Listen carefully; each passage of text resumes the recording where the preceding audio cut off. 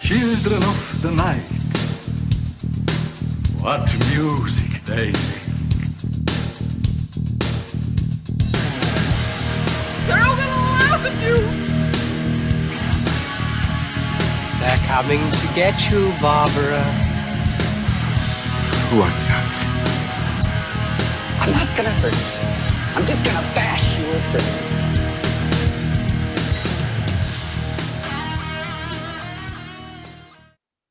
And Final Guys is finally live. I just thought that up on the spot. Real happy Very with that. good. Bravo. We're back for another episode of the worst podcast ever. This week we're doing a lovely little gem called Happy Death Day 2, the sequel to the surprisingly good movie from 2 years ago. I am Jason Brant, joined as always by Jack Campisi. Happy birthday to you. And Hunter Shea. In the words of Hank Moody, what's up, motherfucker? I'm so glad you watched that show. It's so amazing. From beginning to end, I am all done, and we've moved on to Shameless. Ah, had you seen Shameless before? No, and if anyone told me that was an Irish family, I would have watched that from the beginning. That's another amazing show. We're watching the last season now. It's so hilarious. And that Emmy Rossum is naked every other episode. It's a positive. Most naked I've ever seen a person. Crazy. Oh, that's good stuff. All right. But we digress into non-horror, Good. R-rated That's sex horror. comedies. I grew up with a guy like that. That's freaking horror. Frank the Plank is my grandfather. Yeah, Californication is basically every writer's goal in life. Yeah, if you could make money off doing what he does. Shit, yeah. Yeah, it'd be all right. Alrighty. Before we get into the horror news, do we have some drinking rules? Oh, yeah, we do. Hold on. I'll go find them. Okay. In the meantime, you want to jump into some news, Jack, or do you want to wait? Let's just do the news. Okay. Oh, wait, it froze on me. That's why. I don't know why. Oh, no, we don't have drinking rules. So That's guess okay. what? Everybody just act like normal human beings Let's and go listen to to the us. news. Okay. First of all, this will come as no surprise to anybody. But Finally. a screenplay has been completed for cheers. Sound good, right? A screenplay. Stop cracking your beer and stepping on my headline. A screenplay has been completed for Terrifier 2. Yeah, baby. Bring back art. Hell yeah. Now the Art to thing fart. I cannot determine is one article I read seemed to say we were going to find out where Art came from, his origins, and another one said what happens next. You know, like Art by He's from Newark. Right? Is Art's that where all bad diabolical- clowns come from? excited to show you where Art's diabolical journey goes from here. He's back and badder than ever. But another one I read was like, oh, people want to know like where he came from. Personally, I don't know. I don't want to know where he came from. No. I Just don't care. another one. I'm all for it. I have never watched the All Hallows Eve, the one that he originally was in. Me Did either. you, Yeah. I don't need to. Jason? What? Did you watch All Hallows Eve? Are you Yes. on the podcast tonight? Yes. Are you drinking mead? What are you drinking tonight? It's really cheap ass wine, actually. So close. Oh. It tastes more like mead than That wine. night train packs a punch. I have Montauk Wave Chaser India Pale Ale. Yes, I watched really all, good. All Hallows Eve. I'm Are you on the podcast tonight? looking for the drinking rules. Don't worry about it. You know what? If they pop up, I'll interrupt you. Okay. How about that? Other good news. What are you doing on March 29th? I know what I'm doing. Recovering from St. Patrick's Day. I'm watching season 3 of Santa Clarita Diet on Netflix. Oh, awesome. Season 3? Holy crap. Season yeah. Trace. Season 2 was amazing. I never Yeah. finished one. I need to get on it. Oh, So oh my good. God. The problem with season 1 was Drew Barrymore. She was so terrible in that. Season 2, she's not as terrible. And I Timothy- disagree that she's terrible. I think you just have a grudge against her. for someone who's been acting since she was 4. I mean, good God. But Timothy Oliphant is just off the rails in the second season. He is awesome. And Mm-hmm. They escalate in the second season. It gets way more out of control. Do. And I can't wait to see. This show can't go on forever, but I definitely am so psyched for another season or two. Yeah, exactly. I think I only watched the pilot and just never went back to it. It's one of those I keep meaning to and never do. Oh, go back. Go back. You've got There's until March dogs 29th. barking. Who let the dog This out? spring, there's so much good stuff damn it. coming. You got just Game of Thrones coming back. You got this. You got Us, them, me, you. them, everybody. Are you going to talk about Netflix cancellations tonight? No, because We talked about them last week, and now they happened. the Punisher and Jessica Jones Yeah, canceled. Boom, canceled. Killed them. No surprise. So Jessica Jones season 3 is going to happen. Yeah. Punisher. I still have to watch Daredevil. Daredevil's last season I still is on my to-do list. And I'll definitely watch Jessica Jones, but the urgency to watch them is so low now that they canceled them. I've seen all the articles with everyone freaking out about all these cancellations, and most of the articles don't mention why. They just act like nobody's watching the shows, and that's why they're canceling them. No, we know. Well, it's a combination of two things, because I did a little reading myself. Part of it is Disney's got the new streaming service, so they're taking all the Marvel stuff. Right. Mm-hmm. Two, when these shows first came out, Netflix was not what it is today, and so they needed these kinds of shows to get people to subscribe and to stay and things like that. Now Netflix is this machine and doesn't necessarily need Marvel anymore, and Marvel doesn't necessarily need or want their stuff over there. So it's sort of like it's like a contractor. Okay, we needed you for this amount of time, and now thanks and go. That makes sense. Yeah, and look, they were uneven, but there was some really good stuff. The casting was great, and they did something that had never been done before. 4 shows that are connected, and then like a show that brings them all together. No, that was cool. I give them props for that. By the way, the drinking rules came in. Go for it. Anyone want them? Okay, Jack, if you say killer, Tate, or sequel, you all must drink. Me, if I say Happy Tree or Friends. Happy Tree Friends. That was a cartoon. What if Bob Ross is on the show and he says Happy Tree? We're in trouble. Jason, yours are future, not that German WW2 guy or comedy. And the bonus words are baby, time, and loop. He said to replace the World War II guy with Das Führer. I think YouTube is censoring him putting Hitler in the chat. Why? Well, are we pretending he didn't happen? YouTube censors everything. So I'm guessing that's why he did that.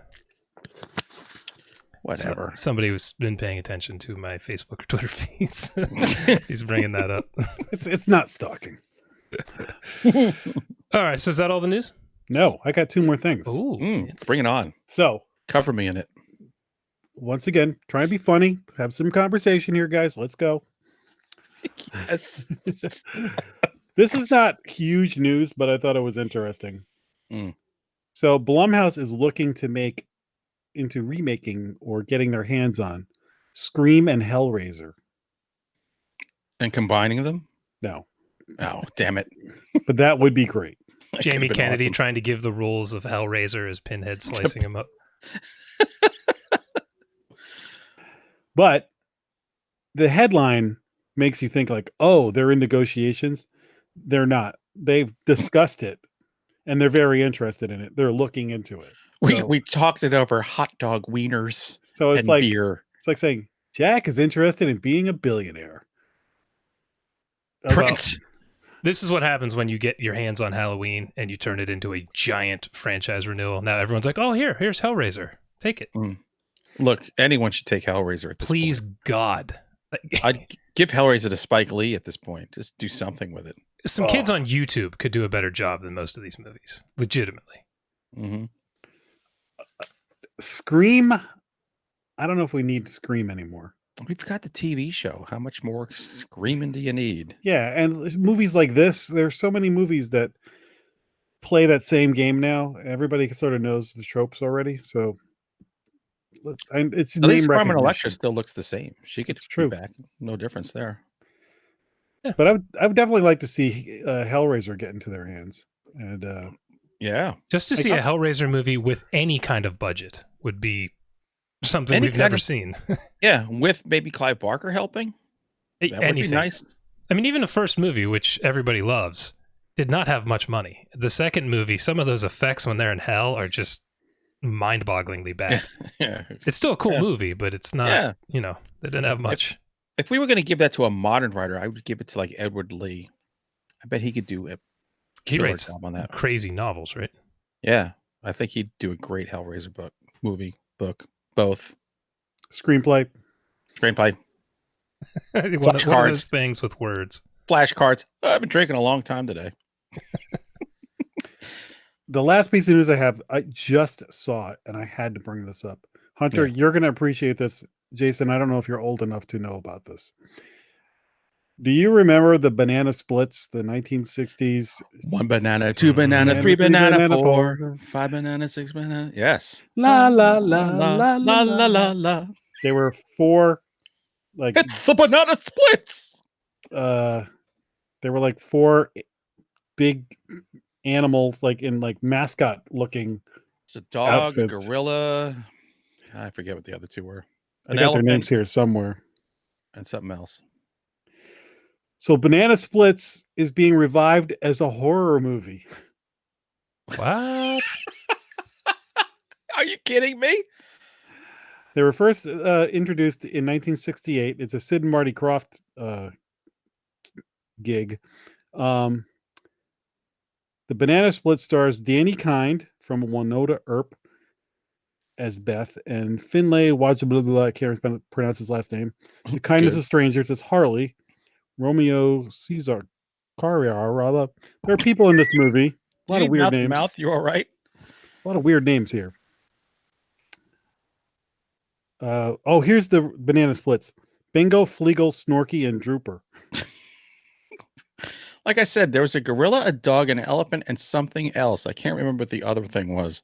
They were the dog weird, had like man. sunglasses. They were like the monkeys. They It were was like watching the monkeys for kids.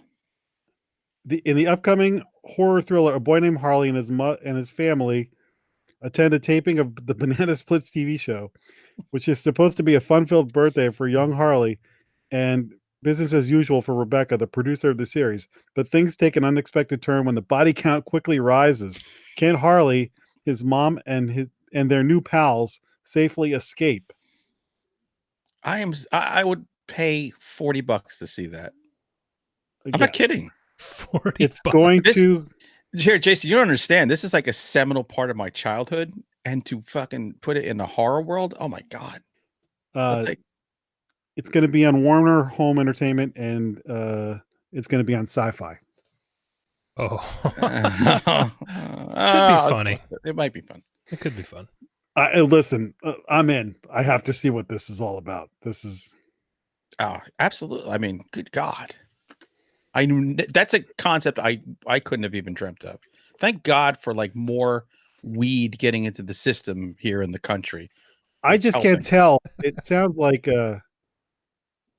when he says and their new pals safely escape. I can't tell if the Banana Splits are going to be the good guys or the killers. It would be cool if they teamed up with the new Zoo Review and the Magic Garden. Oh, Henrietta Hippo was involved in this. Maybe Snorky was the killer. I don't know. I think Snorky was the elephant. Has to be, right? Sounds like it. Yeah. Anyway, once I saw that, I was like, "Oh, we have to talk about that." There's no way I'm missing that. So that's all the news that's fit to print. By the way, I have 3 things to announce. Hit it. They're quick. I had a book come out on Valentine's Day. Ooh. My latest book from Severed Press, Antarctic Ice Beasts. I love that. So, yeah, they're great. They let me do whatever I want. I just love that when you get a Hunter Shea book and you read the title, you know what the hell the book is about. There is no mystery. It's not. There's no bait and switch. That's what it is. I'm not pulling a mother on you. So it's if you like The Thing, and you like 30 Days of Night, but don't like vampires, and like Journey to the Center of the Earth, and ever wanted to see all 3 put together, that's the book. So it's out on ebook now. Print's coming within the next few days. I just did the page proofs a couple of days ago. So Antarctic Ice Beasts, motherfucker. Very nice. Number 2, for the first time in 10 years, I am not writing anything. I'm taking an actual 2-month break from writing, other than my Clash of the Cryptids I do on Patreon. So this is the first time in 10 years I'm not writing anything. Very nice. Well Thank deserved God. break. Yeah, which flows into part 3. I've discovered I love being in my yard at nighttime, smoking a cigar in my mouth, drinking a beer, and peeing at the same time in my yard. It's liberating, and I think everyone should do it. So, since you like to smoke cigars in your mouth, where else do you like to smoke them? Well, It's here's the deal. I'm not the guy who pees with no hands, right? Oh, I see. You got to wrangle the hose. Because you got to aim. So the cigar goes in the mouth. And as I'm doing this before the show, I'm thinking, I am the ultimate in sophistication in class, and I can't wait to see how those flowers bloom when spring comes. It sounds like you should live where I grew up, not where you currently live. I totally belong in some fucking shithole in West Virginia. How are the property values in your neighborhood? Oh, it's great. You should try my tomatoes. Oh, for the love of God. They're very acidic. Throw a little sugar in there. These tomatoes taste like Cheerios. This one block smells like ammonia so bad around there. I put it in a barren patch, and I'm not helping bring that patch back to life. Nice. So actually, I might as well say we finally had another So Bad It's Good come out, this time on Cobra, the all-time Stallone classic. Cobretti. Yes. It's finally out. It was a ton of fun. It's one of my favorite episodes. It's just, that movie's so great. And we have another one coming up soon that Audra sent me in the mail, a lovely movie called Disco Godfather, which somehow is out on Blu-ray, no less. And whoa. yeah, it's this blaxploitation disco kung fu movie. And like drug warning movie. It's one of the weirdest movies I've ever seen, and we're editing it now. It's going to be great. God bless Audra.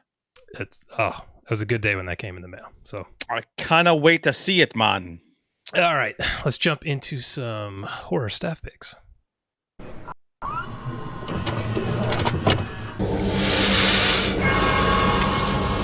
We have such sights to show you. Okay, so first up, I just want to say we are in a magical time of horror movies right now. Not horror, just movies in general, because anything can get made except something based on one of my books, apparently. Yeah, me and you both, brother. I I just had a book turned down this week. Oh, like an option? Yeah, for a TV series. It never would have worked, but whatever. Yeah, I can get my stuff optioned, and then they start pitching it, and people in the studio is like, what? No, shut up. Goodbye. I just got to say, if you're not a member of the Facebook group, the Final Guys Sex Cult, I think it's called, you need to join because everyone's posting funny shit in there, particularly this week. And I think it was Audra again who posted this gem that I had to watch instantly. The Man Who Killed Hitler and Then the Bigfoot.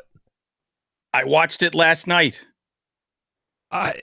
Okay, I saw the title and I'm thinking, okay, this is up my alley. This is a bad Sci-Fi Channel, ridiculous schlocky movie. I've been dying for this movie for a year. I heard about it a year ago, and I've been crazy about it. I had never heard of this. It just, when she posted it, okay, I'm in.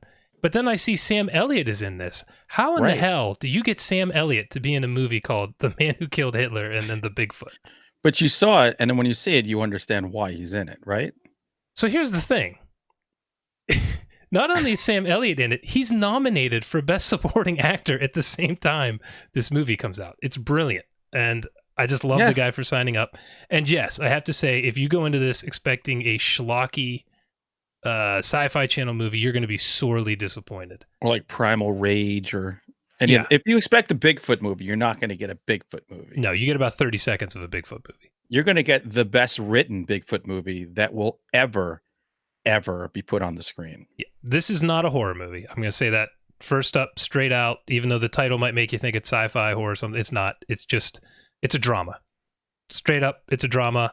It's a melancholy drama. Yeah, Sam Elliott's this guy who does this crazy stuff, and you see about 3 minutes of this crazy stuff, and the rest is about how his life sucks because of him doing this crazy stuff.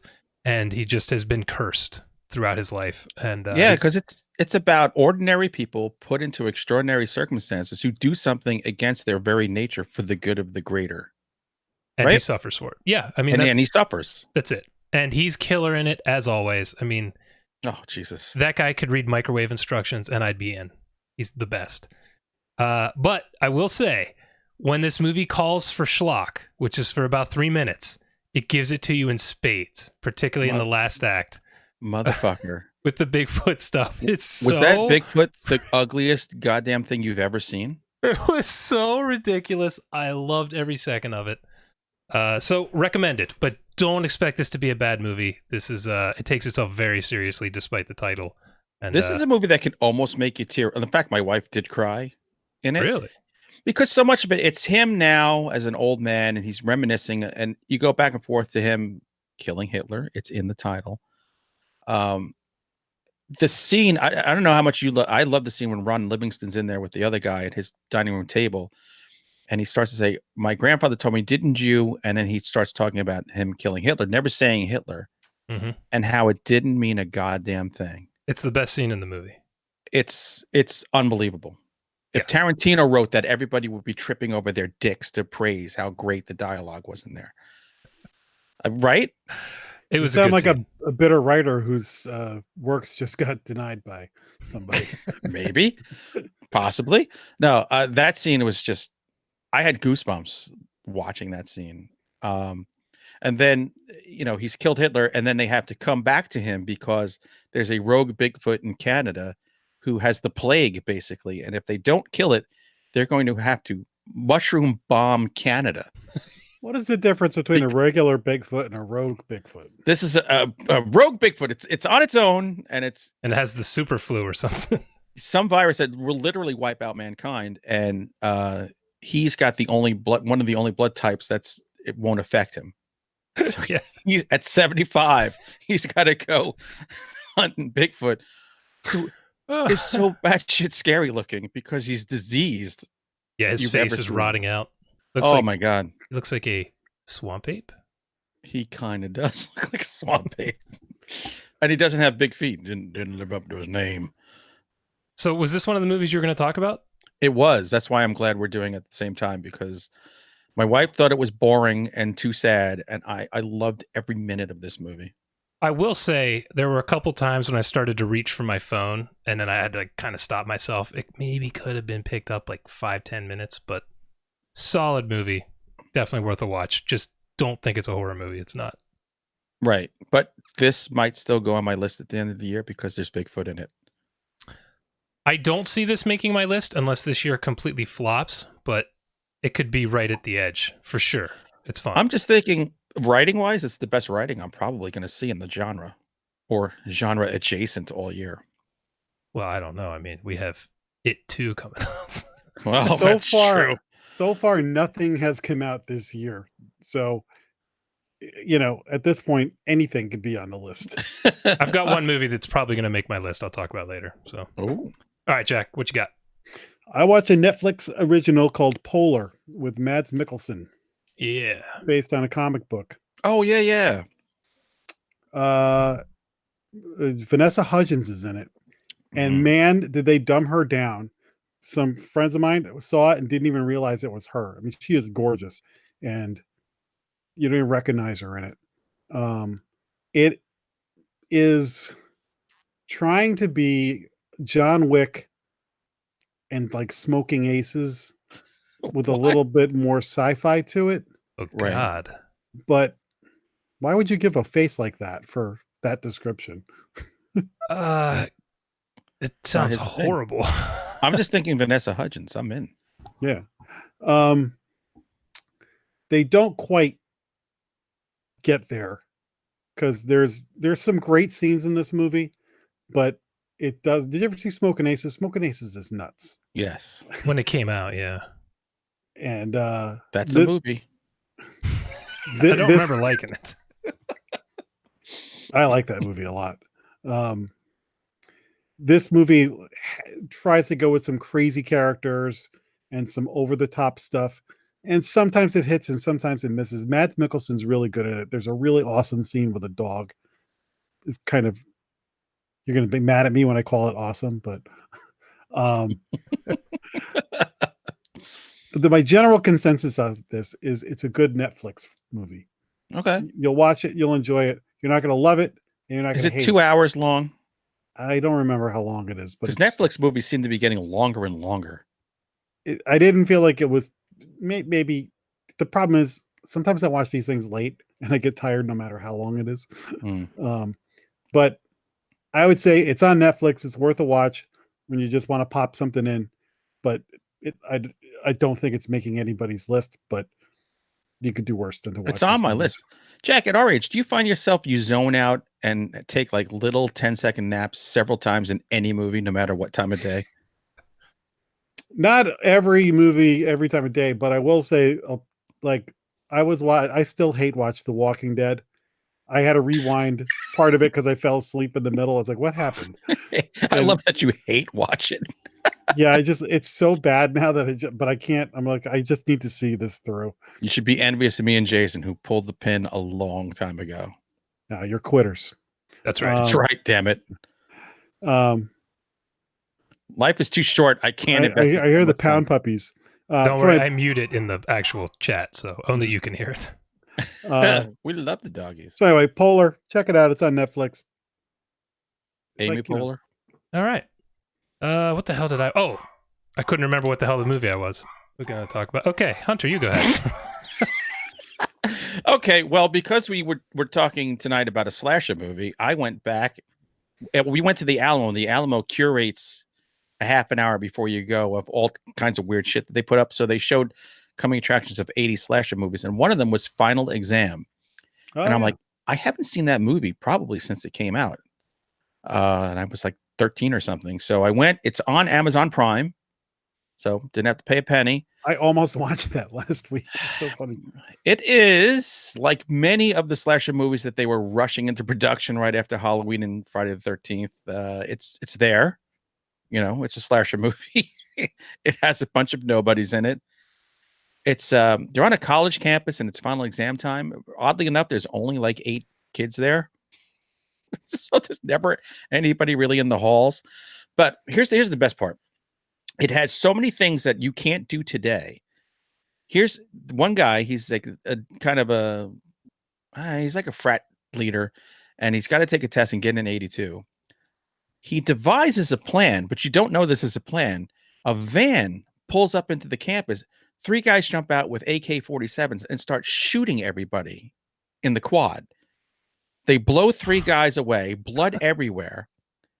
And it's fraternity joke because they took the dead guys in the van and they were all drinking beer and just drove off. And it was diversion so the guy could swap his test out or whatever and pass. Wow. Yeah. And this was considered normal hijinks that the police didn't even really give a shit about. Oh, fake AK-47s. No big deal. Yeah, no problem. In the dorm room, they had big Confederate flags hanging. They had the old time the lawn jockeys, but the blackface lawn jockeys. Dude, back then, ornaments. Confederate flags were not a problem. No, exactly. So it's like it's all the stuff you can't do today that I thought was hysterical. But the movie's boring. I mean, nothing really happens in this movie until like the last 15 minutes, and by then you don't give a shit. So I don't think I've actually seen this one. You know what? It's one of those things you gotta, if you're into 80 slashers, you gotta watch it, but it's not gonna, blow your balls off. It's just there. But I'm glad I revisited it. Huh. Try the warm fish salad or blow your balls off. You said this is on Prime? Amazon Prime, hour and 30 minutes. There you go. Not a big investment. I only fell asleep twice. That's your new review system. How many times you fell asleep? I fall asleep everything. It's amazing. The only thing that I didn't fall asleep in was Californication because it was over so quickly. I didn't have time to settle in. A lot of boobs too to keep you titillated. There is one piece of nudity in Final Exam towards the end. It takes too long to get there. I don't fall asleep during True Detective because I'm so glued to it. Oh, Alexandra Daddario with Woody Harrelson. Great scene. There's no moments like that this season, unfortunately. Oh, fuck it. All right. So, back before my dogs rudely interrupted me. I saw a movie that I think is only available on DirecTV or something. I watched it at a friend's house, so I'm not sure, because when I was trying to find a link, I didn't see one. So it's The Hole in the Ground, which is an Irish horror movie coming out from A24. Double So, in. Yeah, if you need to know anything more, then you haven't been paying attention the last few years, because A24 is killing it. This is the movie of a young mother and her son who moved to the middle of the woods, and her son runs away one night in the woods, and when she goes out looking for him, she finds this giant hole in the ground, and then finds her son in the woods outside of it, takes him back, and he starts acting weird. And she starts wondering what's wrong with her boy. She starts talking to the neighbors who act really weird, and it just kind of devolves from there. This is kind of the Babadook meets... man, trying to think. What was the movie? Banana Splits? Yes, that. Shoot, my brain's not working. Where the woman was in the house doing the rituals. Shoot. A dark song. A dark song. It kind of had it. The story wasn't really that, but it kind of had that vibe. Just a few people in the movie and weird occult stuff going on. I loved this movie. I thought it was fantastic. I was just happy that it was an Irish film where I could understand all of the dialogue. Ooh. So that alone was a huge win. I can 100% see this being in my top 10. No doubt. Really? Yeah, it's just one of those that I really dug. It's $20 to pre-order on Amazon. I probably wouldn't pay $20 for a digital copy. Then again, I wouldn't pay $20 for a digital copy of anything. So... but no, it's solid. Hopefully it gets a wider release soon. I don't know. I'll have to look into it and see what's going on, but very cool. I'm looking for it as we speak. The Hole in the Ground. I have DirecTV, so I'll have to check and see what's the name of my first girlfriend. Jack. What do you got? So I did not watch a horror movie for my second one, but a while back I had watched this movie and I actually meant to bring it up. It's a documentary about podcasting by two guys from one of my favorite podcasts, Comedy Film Nerds. It's called Earbuds. And the reason I was bringing it up is because I thought the crowd who's in our chat room and people who listen to us, once you can sort of get into podcasts, it becomes like part of your life. The relationships, look, Jason, I've never met you in person, but we're friends, it's an amazing world and subculture and phenomenon that podcasting has become. And these guys are in the heart of it. And there's a lot of comedians and other people that have them. And there's a whole scene out in LA, and then there's people being affected. There's people who listen to a podcast that, we do in our basement, and somebody in Japan is like listening to it. And it's like, oh, you guys are like family to me. So I really appreciated watching this movie and just kind of seeing all the different kinds of people involved and what the listeners are like. And there's one time where these guys meet one of their fans from like Japan or something like that. It's pretty cool. I don't know if everybody's going to love this thing, but I really enjoyed it. And I really like the Comedy Film Nerds. So I wanted to plug it and just say, if you're into podcasting, if you are a podcaster, you're a fan of them, check this thing out. I think it's on Prime now. So I fucking hate podcasts. Nice. What a waste of time. Yeah, never met either one of you, and very happy for that. Yeah. Hunter, what do you got? Sneak up while you sleep and tickle your arsehole. Jason, I'm sure you'll read this. Have you seen it, Elevation by Stephen King? Yes, I read it a couple months ago. I love how they call it a novel. Yeah, it's about the size of the palm of my hand and like 120 pages. Yeah. So what the fuck? Because you're the king, you get to redefine what a novel is, and it's something like $10 for the Kindle I got it version. at the library. I prefer that to freaking It. That's this thick. It's tough. Well, I wouldn't fucking read it if it was Cliff Notes. But I will watch the extended read the extended version of The Stand. So Elevation, it's like horror adjacent. It's really not horror, and it's kind of like it's Thinner. It's a new Thinner without a curse. It's way nicer than Thinner, though. Thinner is a dark ass book. Right. So it's a light Thinner. It's a guy who was living in Castle Rock, I believe Castle Rock. Sure. I don't remember. He's trying to form a relationship with the lesbians across the street who have owned a restaurant, and because they're lesbians, nobody wants to Militant their place. lesbians at that. Well, one of them. But what happens is he's losing all this weight, but you can't register it on the scale. So I forget, maybe I read it a few weeks ago.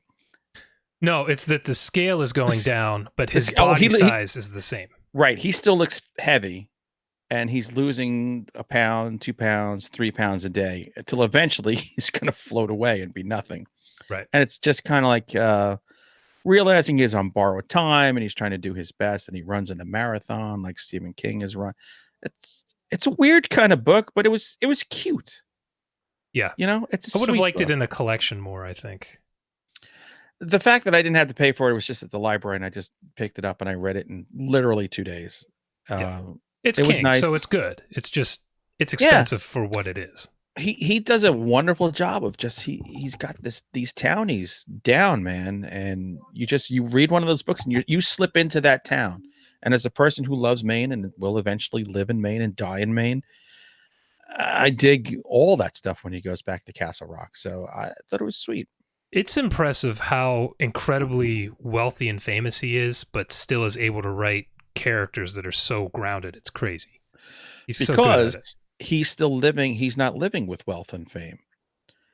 He's still living in Bangor, which is a fucking mill town. And he's still hanging out in Bridgeton, which was a mill town. It isn't even that anymore. So Hussey's is really close to that.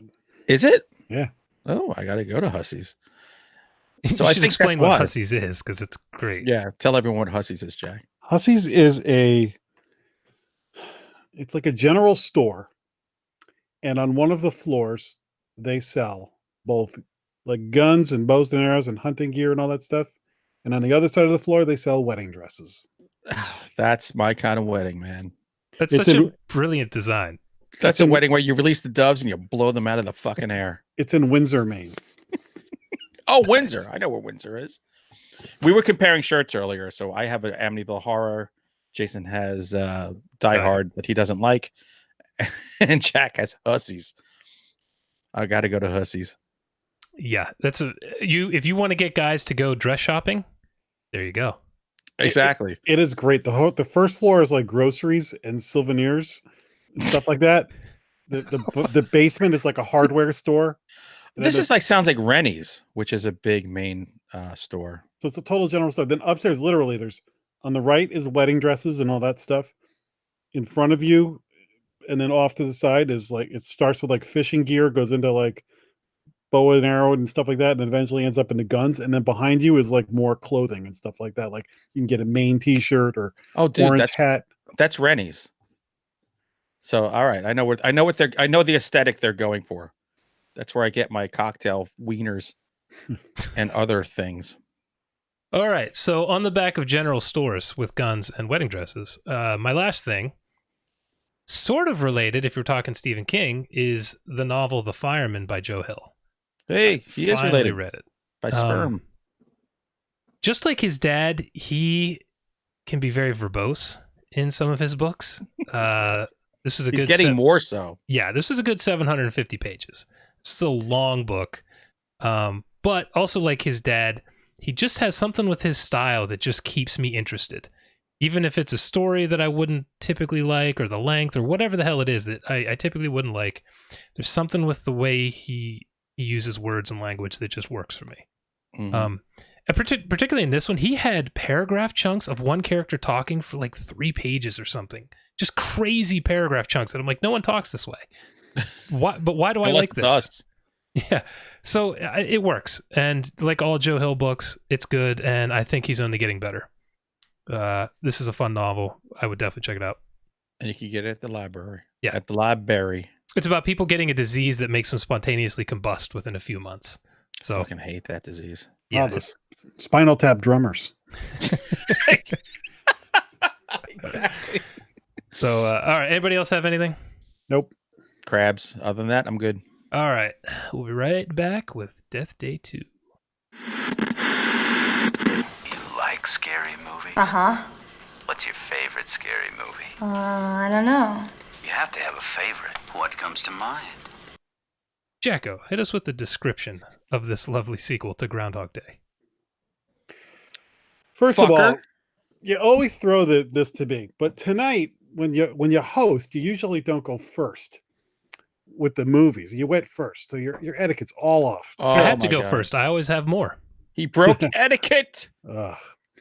This movie is the girl from the first movie, Tree, who had been living a day in a time loop where she was being stalked by a slasher, and then she would die and come back and relive the day again in a Groundhog's Day inspired thriller.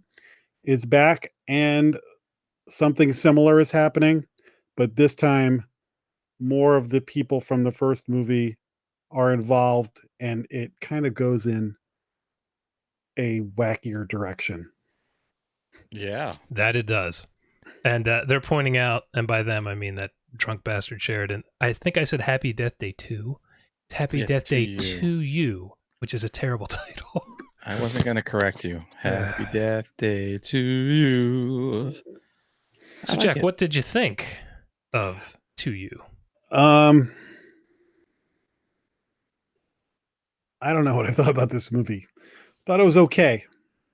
And part of me enjoyed this movie, and part of me was like, I guess the way I felt about this movie is this was not a movie to see in the movie theater. This was like a Netflix movie. It's fun. To make a sequel to that movie, I guess it was I'm glad they went in a different direction. But the direction they went, I felt like, yeah, I didn't need to see this in the theater, but I managed to enjoy it. You just kind of let go. They really lean into the comedy, which is good, and they kind of let the slasher go more to the background. So I had to get used to that at first, but once I did, I was like, okay. At the same time, not as good as the first one, but A for effort and maybe a B minus as a movie. Hunter.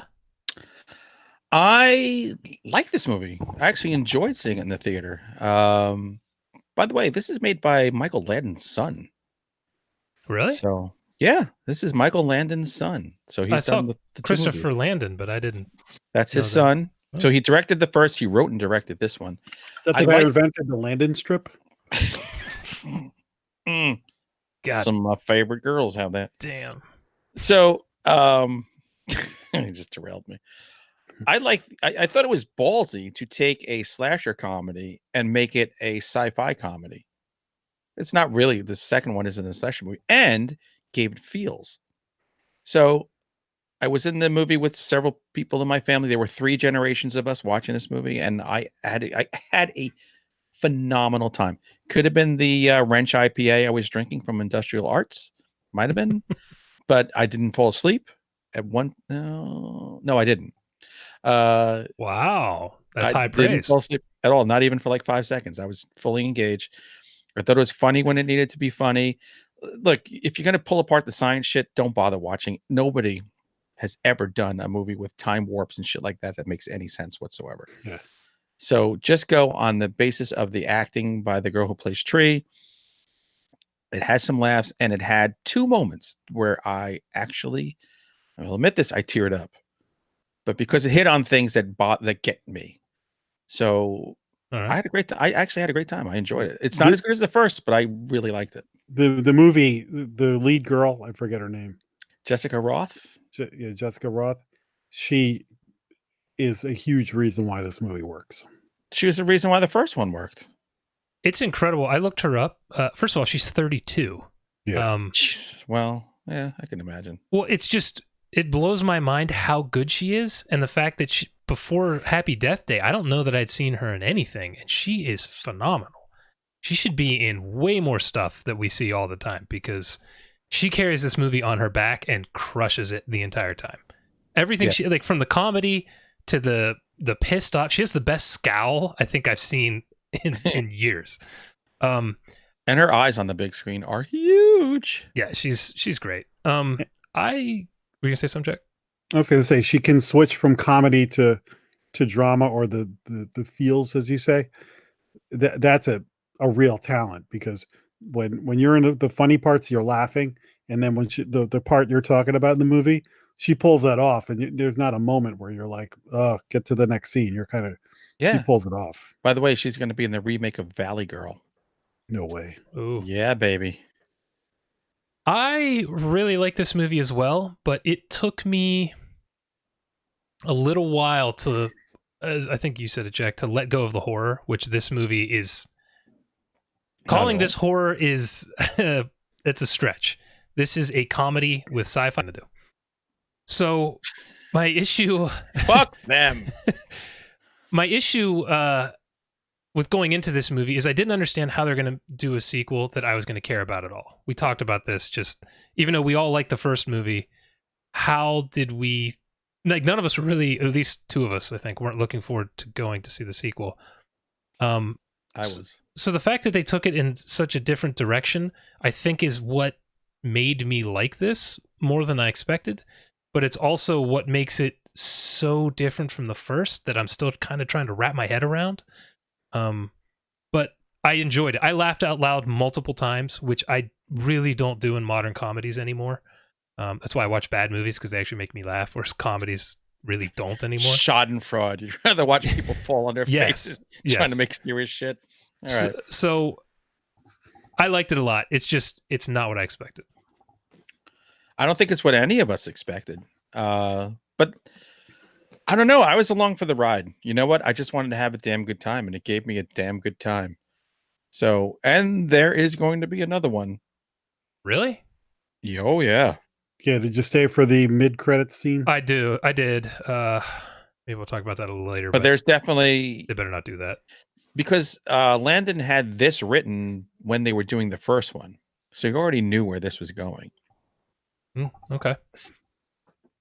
I did like the beginning a lot when it focused on... God, now I can't think of his name. I'm so bad with names. Oh, the kid. The Asian kid. The Asian kid. I thought that stuff was hilarious, and it was such a good way to throw me off, because when it was all about him, I'm like, this guy? Really? I know. This asshole. He wasn't in it all that much. His name was Ryan. He had one of the funniest parts in a movie I've seen in I don't even know how long. When the person is trying to solicit him when he's going in the dorm and he acts like he doesn't speak English. I thought I was going to freaking die. Yeah, that was funny. Oh, it was genius. No, because I was going in the very beginning. I'm like, wait, is this movie going to be all about him? Yeah, me too. Then I was like, oh, I don't know, because he's kind of annoying. I don't know how long he could carry a movie for. But then when it switched back over to Tree, I was like, oh, thank heavens, because she's a revelation. Yeah, she's kind of like her and Micah Monroe, who was in It Follows. Those are like two powerhouses as far as the performances that they give. Yep. But this girl I think has a greater range, because pulling off comedy is not easy at all. It's the hardest thing to do. I'm curious to see if they're going to stick, or how they can't lose it completely, but they moved away. They put the babyface killer thing in the background of this movie for the most part. Yeah, they said that the next one was going to be bat crap crazy. So if you have a multiverse thing, you could have babyface killers everywhere. So will they lean back into the slasher part of it, or just go further away? I think you could really lean into both sci-fi and slasher. So the sci-fi is pulling all the horror elements everywhere. So you could have blood flying everywhere, and multiverses, people jumping in and out of wormholes and shit like that. So you said blood flying. Here's a thought I had. This is PG-13, as was the last one. Mm-hmm. Generally, PG-13 horror movies are not great, but make more money. But this, I actually think, might work better because it was PG-13, because I don't think you need over-the-top gore in something like this. Agreed. 100%. Yeah, I agree too. I think actually that would detract from it, particularly this one, because it was so goofy and the comedy was just so fast and furious. I think a lot of gore would have really detracted from that. Definitely. I just think we're three old curmudgeons. There's a whole generation that just will go berserk for this movie. So I was just reading an article. Apparently, what everyone's saying is this movie's kind of flopping, at least compared to the first one. They made their money back already. That's why the Blumhouse model's genius. Even when it, quote unquote flops, they're still, pulling a profit. But that's why I was wondering if they were still going to do a third one, because this is way down from the first. It will probably make worldwide $75 million when they're done. There's more than enough money to throw $10 million to make the third one. You know? Sure. I mean, if it makes money, it makes money. I'm just kind of curious the direction it'll go. Maybe the third one will be a period piece Western. I hope it doesn't go the Back to the Future route. Oh no, God, that was terrible. They're gonna make they're gonna reboot it, and all the babyface killers are gonna be women. Ooh, I like it. I did like that because what they did with the whole multiverse thing, and I think it's a part of what kept it fresher for me, was the characters that were good in the first one could be bad in this one, and vice versa, and this person could be the killer, but then they changed something, and then this person could be the killer. So while it was a lot of rehashing, they did I shouldn't say a lot of rehashing. The story rehashed the elements, but they kind of skipped over her waking up every day, and it's the same thing. Like, she did that once, and then that was it. Hey, it's your birthday. Yeah, and it's like, okay, that works. I thought they did a pretty good job of that. Yeah, I like the idea of switching roles with the characters. So the bad girl was the good girl, and all this kind of stuff. I thought that was a cool, and I like what got me. No spoiler. The first movie, now she's lost her mother. Her mother has been dead for a while, and this movie, because you have multiverses, is back. And there's a scene when they're conversing at that lunch table. You see her eyes are blood red. That's from crying over multiple takes. And I read an interview with her where it was that was a tough scene for her. And it just killed me. Absolutely killed me. So yeah, no, that was the scene that I thought, just watching it, like, I think she's great, but she can hit the dramatic stuff too. We got to see her in more shit. Like, somebody put her in a Marvel movie or something, please. No, she's amazing. Do real movies. Yeah, those $1 billion films, those are the worst. Fuck that. Do something else. Do something that's worthy of your talent. Wait. Never mind. Go ahead. Come on. Seriously. Do you think Laurence Olivier would want to be fucking the Vision? No, we'd want to act in a real movie. You mean like when he was Zeus in Clash of the Titans? Shut up! That is at the end when he was pissing in the bag. Like you and your lawn. Very different. People were swearing I was pissing in my mug tonight because it was very... Do you remember how you talked me into going to see Winchester? Helen Mirren doesn't need to do bad movies anymore with where she is in her career. It's Helen Mirren. Look, you believed me. I did.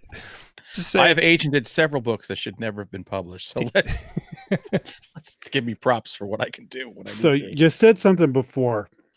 This movie, you have to kind of just roll with it because there's a lot of ridiculous things, because it's kind of like travel. It's kind of a time travel or dimension thing. And you remember in Austin Powers, there's a point where they're talking about all the time travel stuff, and he just looks at the camera and goes, "Just go with it." Yeah, exactly. Because there just comes a point where every time she wakes up to a new life, they don't go through the whole, I have to reconvince everybody. Thank God. Of things. Yeah. Oh, I was hoping they didn't. Yeah. So I think everybody in the theater was like, good, you're not doing that. We'll go with it. You know? Yeah. Mm-hmm. No, you're right. You definitely don't want to pull at the threads of the multiverse stuff. It's explained, but they don't go into too much depth, and that's for the benefit of the movie, I think. Hey, thanks to Sheridan. It cost $9 million to make it. It's made $26 million so far. So there you go. So they're fine. Yeah. So it sounds like we all liked it. Do you guys want to go into spoilers? I don't really know that we need to. At least not that I can think of. Oh, hey, how about this one? Is this a spoiler or not? No, not really. Okay. The guy who she was dating, who turned out to be gay in the first one, mm-hmm. when she gets so pissed off that she's back there and she's walking, she looks at him, "You're gay!" Yeah. I almost pissed my pants when she did that. Yeah, that whole scene where she's just rage walking from the dorm room is just great. That's the scene I was talking about with the scowl she had. Yeah. Money. But the best part was I'm watching it and I got my mother on one side and my daughter on the other. Neither had seen the first. So I'm going back and forth going, all right, this is when the guy passes out in the fraternity. This is so I was like running commentary through the whole movie. That's why I didn't fall asleep. I was too busy. I actually, when the movie started and I saw the characters, I thought, shit, I should have watched this again because I was having trouble remembering. It would have helped. But I thought kind of by the end of the first act or so, they had touched on everything that had happened. So I was back up. Like when they showed who the killer was in the first movie, it was like, oh yeah, I forgot about that. And then they did it, and then I just kind of picked up on everything. It was fine. I think I saw it 3 times last year, so I was locked in. I only saw it the one time, and that was it. And I own it now. Hey, it's your birthday. I liked both of these, but I don't really feel any need to watch them again. This one I probably won't revisit for a while, but I like the first one a lot. I really did. It was a surprise. That's the thing. It came out of left field. This was, you had something really big propping it up, and now you expect so much more. It's hard.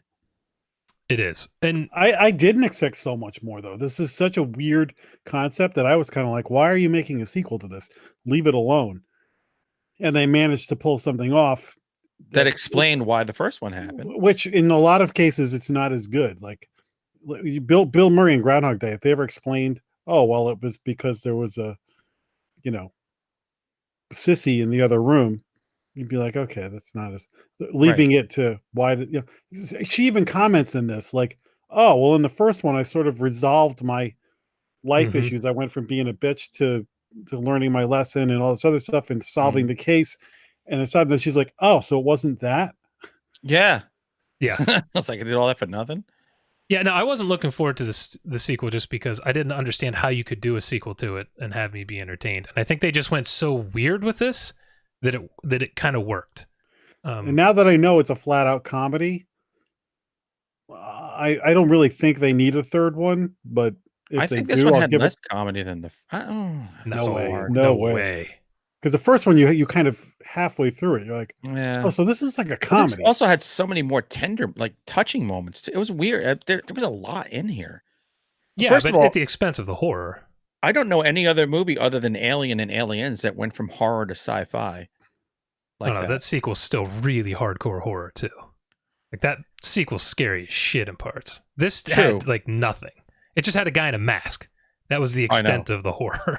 Yeah, it didn't matter. It was weird.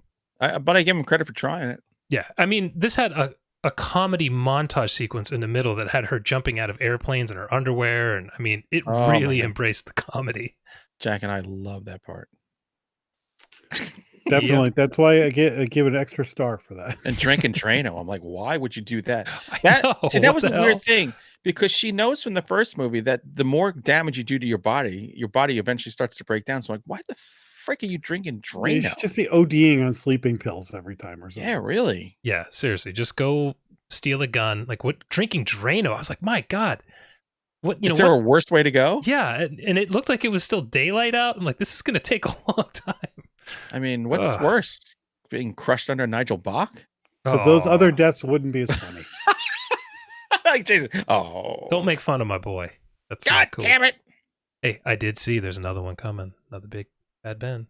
You know what? I didn't see the last one. Still, you did? I thought you did. No, I'm saving it for when I get cancer, so I can. All right. Anything else about Happy Death Day to you? No, I say I enjoyed it. It was a fun in the movie. So go. I'm with you. I think because it's so much comedy, I don't think there's actually as much to talk about. Like we really didn't go in depth on a whole lot, but it's funny. I think that's good. The comedy works, which is slightly important for a comedy. And I think if you know going in, just all the horror stuff from the first one's gone. Just don't expect that, and I think you might enjoy it a little more. Expect no horror in that, and the man who killed Hitler, and then the Bigfoot, and you'll be fine. Correct. I basically watched no horror this week. Yeah, really. Jack? Go see it. It's fun, but like I said, if you don't have to run out to the theater and see this, but watch it when it comes on cable. But if you want to go to the movies, it's not a bad choice. Yeah, I agree. I saw it at matinee, so it wasn't even that expensive. Yeah, me too. Matinees aren't any cheaper where I am.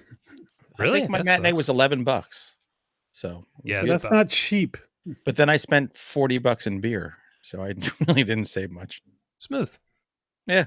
So for next week, we have no idea what we're doing. So post some stuff on Facebook or Twitter. Give us some suggestions. We're open, and we'll see you next week. Anything else? Yeah. Buy Antarctic ice beasts, or you will die friendless and lonely. All right. Jack, we good? Yeah, what he said. That's right. Motherfucker.